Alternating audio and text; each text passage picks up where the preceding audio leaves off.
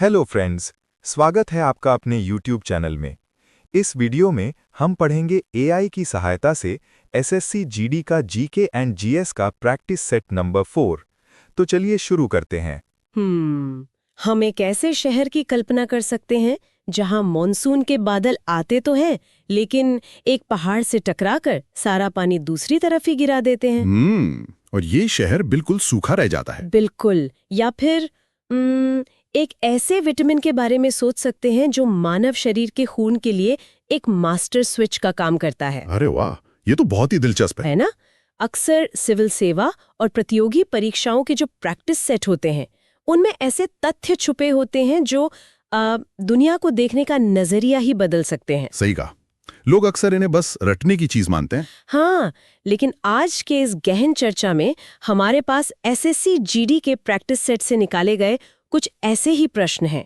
ये प्रश्न पर्यावरण, विज्ञान, संविधान और इतिहास के काम करने के तरीके को बिल्कुल खोलकर रख देते हैं। हमारा मिशन बहुत साफ है, सूचनाओं के इस भारी अंबार से केवल वो कारण और तंत्र समझना जो वास्तव में मायने रखते हैं। तो ये रहा पहला सवाल, Q1। विश्व पर्यावरण स्वास्थ्य दिवस हर साल कब मनाया जाता है? विकल्प है A 5 June, B 16 September, C 26 सितंबर या D 2 अक्टूबर। और इसका सही उत्तर है C 26 सितंबर। अंतर्राष्ट्रीय पर्यावरण स्वास्थ्य महासंघ द्वारा 2011 में इस दिवस की स्थापना की गई थी। इसका मुख्य उद्देश्य मानव स्वास्थ्य और पर्यावरण के बीच के जो महत्वपूर्ण संबंध हैं, उनको उजागर करना है। लेकिन यहाँ एक सवाल उठता है कि जब 5 जून को पहले से ही विश्व पर्यावरण दिवस मनाया जाता है, तो फिर एक और दिन की आवश्यकता क्यों पड़ी?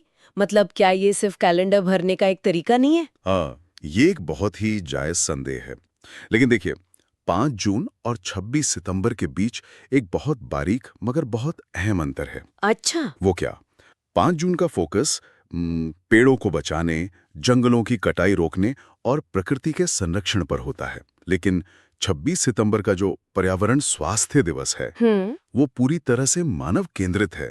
ये इस तंत्र पर बात करता है कि पर्यावरण का क्षरण सीधे तौर पर इंसानी शरीर को कैसे बीमार कर रहा है। ओ, मतलब बीमारियों के संदर्भ में। बिल्कुल। जैसे ज़ूनोटिक बीमारियां जानवरों से इंसानों में कैसे आती हैं, या हवा में मौजूद माइक्रोप्लास्टिक्स कैसे फेफड़ों तक पहुंच रहे हैं। ये प्रकृति को बचाने के बारे में कम और खुद को बचाने के बारे में ज्यादा है। क्या बात है! मतलब ये एक तरह का चेतावनी अलार्म है कि पर्यावरण कोई बाहरी चीज नहीं है, एकदम सही, बल्कि हमारे शरीर का ही एक विस्तार है। और जैसे पर्यावरण का असर स्वास्थ्य पर पड़ता है ना, वैसे ही इसका गहरा असर संस्कृतियों और स्थानीय परंपराओं पर भी होता है। बिल्कुल होता है। तो इसी से जुड़ा है हमारा अगला सवाल, Q2। अर्थुकल फीस्ट और बिट्टू उत्सव किस राज्य में चर्च द्वारा मनाए जाते हैं? विकल्प है A Goa, B Kerala, C Tamil Nadu या D कर्नाटक। और इसका सही उत्तर है B केरला। केरल के सेंट एंड्रूज बेसिलिका अर्थुकल में जनवरी के दौरान अर्थुकल पिरुन्नल मनाया जाता है। ये पुर्तगाली और सीरियाई ईसाई परंपराओं का एक अनूठा संगम है। सबसे पहले गोवा का ही नाम आता है। स्वाभाविक है। पुर्तगाली प्रभाव के कारण गोवा एक बहुत ही सीधा उत्तर लगता है। तो केरल में सीरियाई और पुर्तगाली परंपराओं का ये मिश्रण कैसे काम करता है? दरअसल यही इतिहास की सबसे रोचक बात है। केरल का तट सदियों से वैश्विक मसाला व्यापार का केंद्र रहा है। यहाँ धर्म और संस्कृतियां तलवार के जोर पर नहीं, बल्कि व्यापारिक जहाजों के जरिए आई। अच्छा। सीरियाई ईसाई परंपराएं यहाँ बहुत पहले, मतलब पहली शताब्दी के आसपास ही जड़ें जमा चुकी थी। ओ, इतना पहले? हाँ, और बाद में जब 15वीं शताब्दी में पुर्तगाली आए, तो उन्होंने अपनी लैटिन परंपराएं यहाँ पेश की। ये अर्थुकल फीस्ट इसी ऐतिहासिक टकराहट और फिर उसके समन्वय का नतीजा है। ये दिखाता है कि कैसे एक स्थानीय समाज बाहरी प्रभावों को पूरी तरह खारिज करने के बजाय उन्हें अपने रंग में ढाल लेता है। बिल्कुल, एक बहुत ही सुंदर सांस्कृतिक अवशोषण है ये। सही कहा। लेकिन देखिए, जब समाज में अलग अलग विचारधाराएं और आर्थिक स्तर के लोग मिलते हैं, तो केवल परंपराओं से तो काम नहीं चलता ना।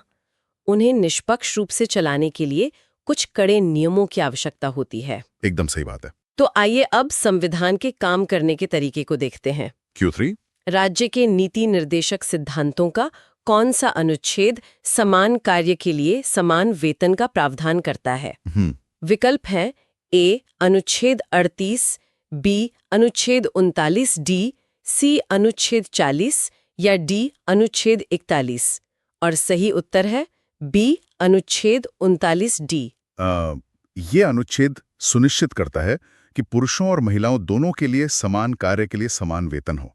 ये एक समाजवादी सिद्धांत है जो समाज में आर्थिक न्याय को बढ़ावा देने के लिए रखा गया है। लेकिन यहाँ एक बहुत बड़ी विसंगति नजर आती है मुझे। कैसी विसंगति? अगर समान वेतन इतना ही महत्वपूर्ण है तो संविधान निर्माताओं ने इसे मौलिक अधिकारों में क्यों नहीं रखा?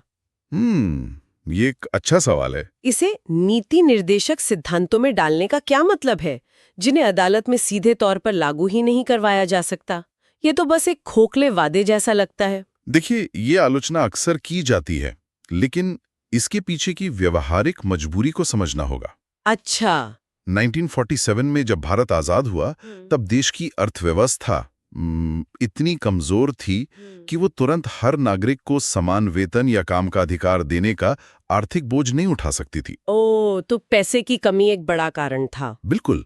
मौलिक अधिकार वे हैं जो तुरंत दिए जा सकते थे, जैसे बोलने की आजादी, लेकिन आर्थिक समानता रातों रात लागू नहीं की जा सकती ना।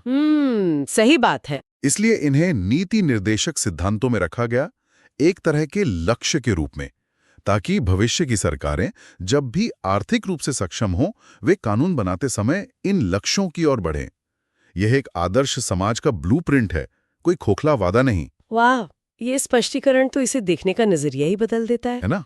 मतलब ये तुरंत लागू होने वाला नियम नहीं, बल्कि एक दिशा सूचक यंत्र है। बिल्कुल। और जैसे आधुनिक समाज को दिशा देने के लिए संविधान है, वैसे ही प्राचीन भारत में मानव जीवन को दिशा देने के लिए एक बहुत ही व्यवस्थित ढांचा था। Q4 वैदिक कालीन चतुराश्रम व्यवस्था के अनुसार पारिवारिक जीवन की अवधि, जो 25 से 50 वर्ष है, के लिए किस पद का उपयोग किया गया है? अच्छा। विकल्प है ए ब्रह्मचर्य, बी वानप्रस्थ, सी संन्यास या डी गृहस्थ। और सही उत्तर है डी गृहस्थ। प्राचीन काल में मानव जीवन को 4 चरणों में बांटा गया था: ब्रह्मचर्य, गृहस्थ, वानप्रस्थ और संन्यास। इनमें से गृहस्थ आश्रम को इन सभी आश्रमों का आधार और सबसे महत्वपूर्ण चरण माना गया है।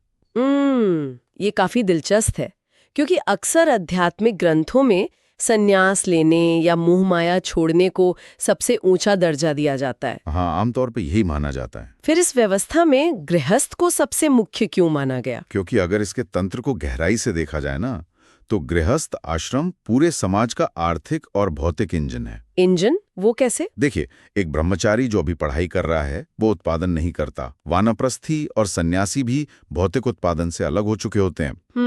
सही है। इन तीनों का भरण पोषण, समाज में अन्न का उत्पादन, धन का सृजन और अगली पीढ़ी को जन्म देने का पूरा भार केवल गृहस्थ पर होता है। अगर ये आश्रम कमजोर पड़ जाए, अच्छा, तो बाकी तीनों आश्रम अपने आप ढह जाएंगे। ये विशुद्ध रूप से एक आर्थिक और जनसांख्यिकी संतुलन का मॉडल था।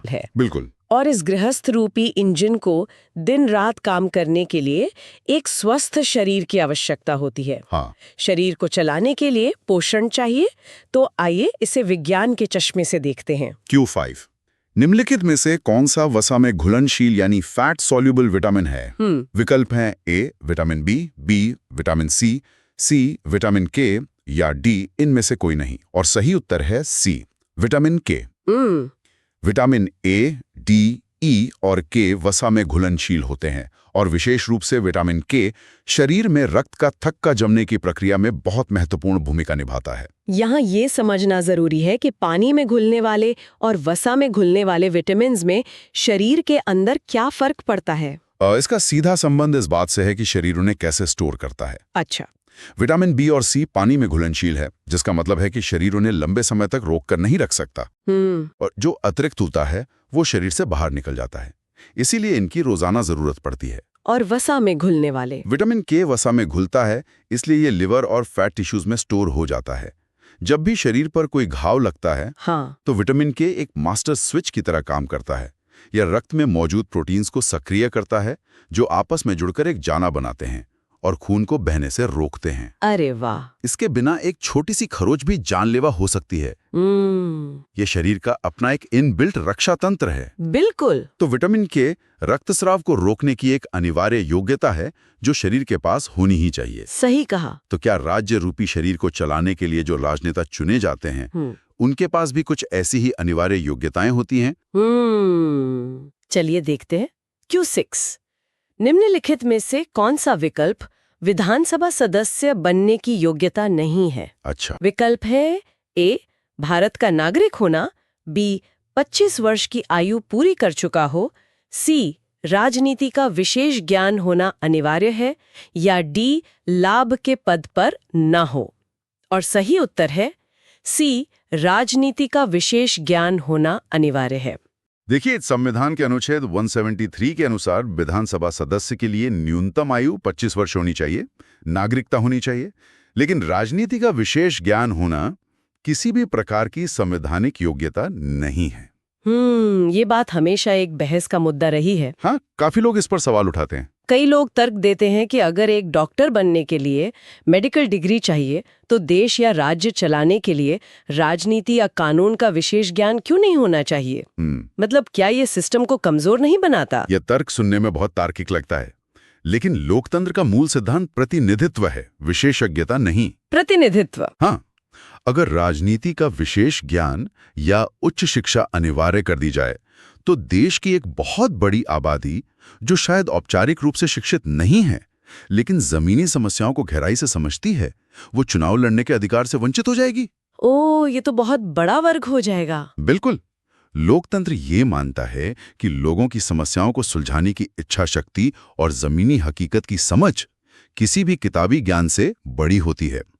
नीतियां बनाने के लिए उनके पास नौकरशाह होते हैं, लेकिन जनभावनाओं का प्रतिनिधित्व केवल एक आम नागरिक ही कर सकता है। वाह, ये लोकतंत्र की उस समावेशी शक्ति को दर्शाता है जहां कोई भी व्यक्ति नेतृत्व कर सकता है। बिल्कुल सही। लेकिन इस पूरे सिस्टम में जो एक चीज सबसे ज्यादा गैर समझौतावादी है, वो है देश की नागरिकता। हाँ, वो तो सबसे जरूरी है।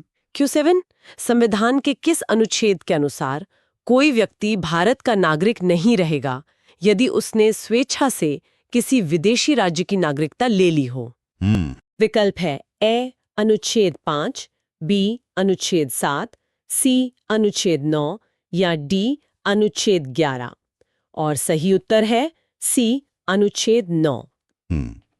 भारत का संविधान एकल नागरिकता का प्रावधान करता है, इसलिए जैसे ही कोई व्यक्ति स्वेच्छा से विदेशी नागरिकता ग्रहण करता है, अनुच्छेद 9 के तहत उसकी भारतीय नागरिकता स्वतः समाप्त हो जाती है। लेकिन देखिए, कई विकसित देश दोहरी नागरिकता की अनुमति देते हैं। हाँ, बिल्कुल देते हैं। तो भारत ने इस अवधारणा को सिरे से क्यों नकार दिया? इसे एक ऑपरेटिंग सिस्टम के उदाहरण से बहुत आसानी से समझा जा सकता है। अच्छा, बताइए। जैसे किसी कंप्यूटर या फोन में एक ही समय पर दो मुख्य ऑपरेटिंग सिस्टम नहीं चलाए जा सकते ना, क्योंकि इस सिस्टम में टकराव पैदा हो जाएगा, क्रैश हो जाएगा। भारत जब आजाद हुआ था, तब वो बंटवारे के दर्द और रियासतों के एकीकरण के बेहद संवेदनशील दौर से गुजर रहा था। सही बात है। ऐसे में राष्ट्र के प्रति निष्ठा सर्वोपरि थी। अगर दोहरी नागरिकता होती तो युद्ध या संकट के समय व्यक्ति की वफादारी किस देश के प्रति होगी, ये एक बड़ा खतरा बन सकता था। ओह, समझ गई। इसीलिए संविधान ने यह स्पष्ट कर दिया कि राजनीतिक निष्ठा केवल और केवल एक ही राष्ट्र के प्रति हो सकती है। बिल्कुल, ये राष्ट्र निर्माण के समय का एक सुरक्षा वॉल्व था। एकदम सही शब्द है। अब जब हम दूसरे देशों की बात कर रहे हैं, तो तुरंत विदेशी व्यापार और समुद्री रास्तों का ख्याल आता है, जिसने आधुनिक भारत के इतिहास की नींव रखी। Q&A British east India company द्वारा निर्मित भारत का सबसे पुराना संचालित बंदरगाह कौन सा है? अच्छा। विकल्प है ए, विशाखापट्टनम, बी, मुंबई, सी, कोलकाता बंदरगाह, या डी, चेन्नई। और सही उत्तर है सी, कोलकाता बंदरगाह। यह बंदरगाह 1870 में आधिकारिक तौर पर खोला गया था और यह भारत का एकमात्र प्रमुख नदी तटीय बंदरगाह है जो हुगली नदी पर स्थित है। यहाँ नदी तटीय यानी रिवराइन शब्द पर गौर करना जरूरी है। बिल्कुल। ज्यादातर बड़े बंदरगाह तो खुले समुद्र के किनारे बनाए जाते हैं। ईस्ट इंडिया कंपनी ने अपना सबसे प्रमुख बंदरगाह समुद्र से लगभग 200 किलोमीटर अंदर एक नदी पर क्यों बनाया? इसमें तो जहाजों को लाने ले जाने में ज्यादा कठिनाई होती होगी ना? देखिए, कठिनाई जरूर थी, क्योंकि हुगली नदी में गाद जमा होने और ज्वार भाटे की समस्या रहती है। हाँ। लेकिन इसके पीछे एक बहुत बड़ी रणनीतिक और आर्थिक वजह थी। वो क्या? 18वीं और 19वीं सदी में बंगाल पूरी दुनिया के सबसे अमीर प्रांतों में से एक था। कपास, जूट, नील और मसालों का यह गढ़ था। समुद्र के किनारे बंदरगाह बनाने से माल को तट तक लाने में जमीन के रास्ते बहुत खर्च आता। अच्छा, ट्रांसपोर्टेशन कॉस्ट। बिल्कुल। एक नदी तटीय बंदरगाह बनाकर अंग्रेज सीधे हुगली नदी के जरिए बंगाल के भीतरी और सबसे उपजाऊ हिस्सों तक पहुंच गए।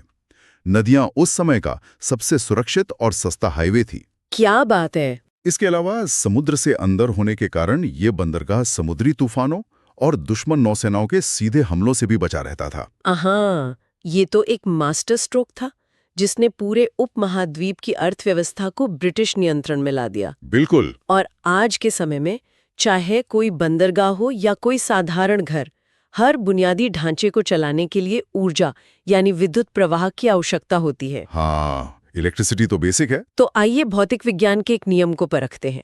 Q10 विद्युत परिपथ में विभवांतर यानी पोटेंशियल डिफरेंस मापने के लिए किस यंत्र का उपयोग किया जाता है? विकल्प है A volt meter, B gyroscope, C thermometer या D ओम मीटर। और सही उत्तर है A volt meter. Volt meter को हमेशा परिपथ में समानांतर क्रम में जोड़ा जाता है और इसका अपना प्रतिरोध बहुत अधिक रखा जाता है ताकि ये परिपथ की मुख्य धारा को प्रभावित ना करे। विज्ञान की किताबों में हमने उच्च प्रतिरोध वाली बात रटी जरूर है। हाँ, सबने रटी है। लेकिन इसके पीछे की भौतिकी क्या है? वोल्ट मीटर को करंट को रोकना क्यों पड़ता है? इसे एक पानी के पाइप के उदाहरण से बहुत आसानी से समझा जा सकता है। अच्छा, बताइए। मान लीजिए एक मुख्य पाइप से पानी बह रहा है और आपको ये मापना है कि पाइप के दो बिंदुओं के बीच पानी का दबाव कितना है। अगर आप मापने वाले यंत्र को मुख्य पाइप के ठीक बीच में लगा देंगे तो पानी का बहाव ही रुक जाएगा या कम हो जाएगा, है ना? बिल्कुल, फ्लो तो डिस्टर्ब होगा ही। इसलिए आप उस यंत्र को पाइप के किनारे मतलब समानांतर लगाते हैं। अच्छा। अब वोल्ट मीटर का प्रतिरोध बहुत अधिक इसलिए रखा जाता है ताकि मुख्य पाइप का करंट रास्ता बदलकर वोल्ट मीटर के अंदर से न बहने लगे। वो बस किनारे पे खड़ा होकर दोनों बिंदुओं के बीच की ऊर्जा के अंतर को पढ़ लेता है, बिना मुख्य प्रवाह को जरा भी छेड़े। क्या बात है! ये तो एक मूक दर्शक की तरह काम करता है। बिल्कुल। तो जिस तरह एक परिपथ में करंट के प्रवाह को मापना और प्रबंधित करना पड़ता है, बिल्कुल वैसे ही देश की अर्थव्यवस्था में धन के प्रवाह को भी प्रबंधित करना पड़ता है। सही कहा। विशेष रूप से उन तबकों के लिए जहां धन का प्रवाह आसानी से नहीं पहुंचता। तो Q11 निम्नलिखित में से कौन सा भारत में माइक्रो फाइनेंस संस्थानों द्वारा दिया जाने वाला उत्पाद नहीं है? अच्छा। विकल्प है A व्यक्तिगत ऋण, B बचत खाते, C क्रेडिट कार्ड या D बीमा। और सही उत्तर है C credit card. Micro finance संस्थान कम आय वाले व्यक्तियों को बुनियादी वित्तीय सेवाएं देते हैं, जबकि क्रेडिट कार्ड मुख्य रूप से वाणिज्यिक बैंकों द्वारा उच्च आय और अच्छे क्रेडिट स्कोर वाले ग्राहकों को जारी किए जाते हैं। लेकिन देखिए, अगर माइक्रो फाइनेंस का उद्देश्य गरीबों को वित्तीय मदद देना है, हाँ, तो उन्हें क्रेडिट कार्ड क्यों नहीं दिया जा सकता? क्रेडिट कार्ड भी तो एक प्रकार का लोन ही है ना। हाँ, ये एक बहुत ही महत्वपूर्ण बुनियादी अंतर है जिसे समझना चाहिए। अच्छा, ऋण दो प्रकार के होते हैं, उपभोग के लिए और उत्पादन के लिए। क्रेडिट कार्ड एक अनसिक्योर्ड लोन है जो खर्च करने की आदतों को बढ़ावा देता है। इसमें ब्याज दरें बहुत अधिक होती हैं, कभी-कभी 30 से 40% तक। बाप रे! अगर कोई कम आय वाला व्यक्ति क्रेडिट कार्ड के जाल में फंस गया तो वो कभी बाहर नहीं आ पाएगा। ये तो एक बड़ा खतरा है। दूसरी ओर माइक्रो फाइनेंस का उद्देश्य लोगों को गरीबी से बाहर निकालना है। यहाँ जो छोटे लोन दिए जाते हैं वे उत्पादक कार्यों के लिए होते हैं। जैसे सिलाई मशीन खरीदना, छोटी दुकान खोलना या बीज खरीदना।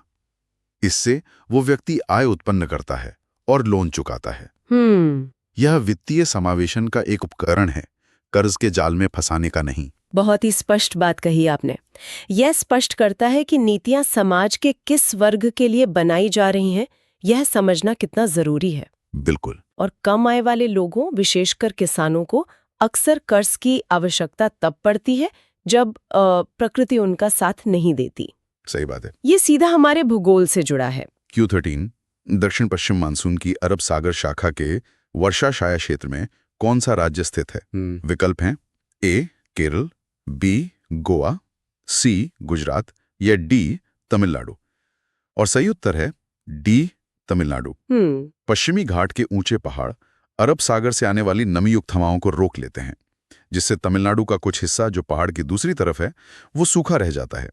इसे ओरोग्राफिक प्रभाव कहते हैं। ये बहुत ही क्रूर भौगोलिक विडंबना लगती है मुझे, है ना? मतलब एक ही पहाड़ के दो हिस्से हैं, एक तरफ मूसलाधार बारिश हो रही है और दूसरी तरफ सूखा पड़ा है। इस ओरोग्राफिक प्रभाव का असल विज्ञान क्या है? हवाएं पहाड़ पार क्यों नहीं कर पाती? देखिए, जब अरब सागर से नमी से भरी गर्म हवाएं पश्चिमी घाट के पहाड़ों से टकराती हैं तो उन्हें मजबूरन ऊपर उठना पड़ता है। हाँ। जैसे जैसे हवा ऊपर जाती है, तापमान कम होने के कारण वो ठंडी हो जाती है और संघनन होता है। अच्छा, बादल बनते हैं। हाँ, इससे पहाड़ के उसी हिस्से पर यानी केरल की तरफ भारी बारिश हो जाती है। अब जब ये हवा पहाड़ की चोटी को पार करके दूसरी तरफ तमिलनाडु की तरफ उतरना शुरू करती है तो वो न केवल अपनी सारी नमी खो चुकी होती है, बल्कि नीचे उतरते समय वो फिर से गर्म और शुष्क हो जाती है। ओह! इसी शुष्क हवा के कारण वो क्षेत्र एक वर्षा छाया बन जाता है। और यही कारण है कि भारत का भूगोल इतना जटिल है। बिल्कुल। एक राज्य बाढ़ से जूझता है और दूसरा पानी की बूंद बूंद के लिए तरसता है। सही कहा। इस तरह के भौगोलिक, आर्थिक और जनसांख्यिकीय विविधताओं को एक साथ साधने के लिए ही देश को भविष्य की नीतियां बनाने वाले मास्टरमाइंड की आवश्यकता होती है। बिल्कुल होती है। तो Q14 नीति आयोग का गठन किस वर्ष किया गया था? विकल्प है ए 2014, बी 2015, सी 2016 या डी 2017। और सही उत्तर है बी 2015। 1 जनवरी 2015 को 6 दशकों से चले आ रहे योजना आयोग को भंग करके नीति आयोग की स्थापना की गई थी। ये सरकार के मुख्य थिंक टैंक के रूप में काम करता है। लेकिन जब योजना आयोग इतने सालों से पंचवर्षीय योजनाएं बना रहा था, तो अचानक उसे पूरी तरह से खत्म करने की क्या जरूरत आ पड़ी? क्या वो व्यवस्था काम नहीं कर रही थी? देखिए, पुराने योजना आयोग की सबसे बड़ी खामी उसका टॉप डाउन अप्रोच था। Top down? हाँ, दिल्ली में बैठे विशेषज्ञ एक ही नीति बनाते थे और उसे पूरे देश पर लागू कर दिया जाता था। लेकिन अभी हमने देखा ना कि केरला और तमिलनाडु की भौगोलिक और आर्थिक जरूरतें बिल्कुल अलग हैं। हाँ, वो तो है। तो एक ही योजना दोनों राज्यों पर कैसे काम कर सकती है? बिल्कुल नहीं कर सकती। इसीलिए नीति आयोग को सहकारी संघवाद के सिद्धांत पर बनाया गया। यहाँ राज्यों के मुख्यमंत्रियों को नीति निर्माण की प्रक्रिया में बराबर का भागीदार बनाया गया है। अच्छा, ये फंड आवंटित करने वाला कोई नियंत्रक निकाय नहीं है, बल्कि एक ऐसा मंच है जहां हर राज्य अपनी स्थानीय जरूरतों के हिसाब से नीतियां बनाने में मदद ले सकता है। ये एक बहुत ही आधुनिक और व्यावहारिक बदलाव है। भविष्य की ऐसी बारीकियों को समझना प्रशासन की निशानी है। बिल्कुल सही। लेकिन इतिहास गवाह है कि कभी-कभी शासकों ने प्रशासन से पूरी तरह मुंह मोड़ लिया और अपनी सारी ऊर्जा कला और संस्कृति में लगा दी। हाँ, ऐसा भी हुआ है। तो आइए इस गहन चर्चा के अंतिम सवाल के साथ इतिहास के पन्नों में चलते हैं। Q15 बहादुर शाह जफर ने किस ख्याल गायक को तान रस की उपाधि से सम्मानित किया था? विकल्प है ए उस्ताद आमिर खान, बी बड़े उस्ताद गुलाम अली खान, सी सदारंग या डी मीर कुतुब बख्श। और सही उत्तर है डी मीर कुतुब बख्श। हाँ, मीर कुतुब बख्श दिल्ली घराने के एक बहुत ही प्रसिद्ध और सिद्ध ख्याल गायक थे। उनकी जादुई गायकी से अभिभूत होकर अंतिम मुगल सम्राट बहादुर शाह जफर ने उन्हें तान रस यानी सुरों के रस की उपाधि प्रदान की थी। तो इसी विचार के साथ हम आज की इस ज्ञान यात्रा को यहीं विराम देते हैं। तथ्यों के महासागर से ये चुनिंदा तंत्र और कारण निकाल कर लाने की ये चर्चा बेहद ज्ञानवर्धक रही हम सभी सुनने वालों के लिए। अगली बार कुछ नए सवालों और उनके पीछे छिपे नए विज्ञान और इतिहास के साथ फिर मिलेंगे। तब तक अपने आसपास के तंत्रों पर सवाल उठाते रहिए और सीखते रहिए।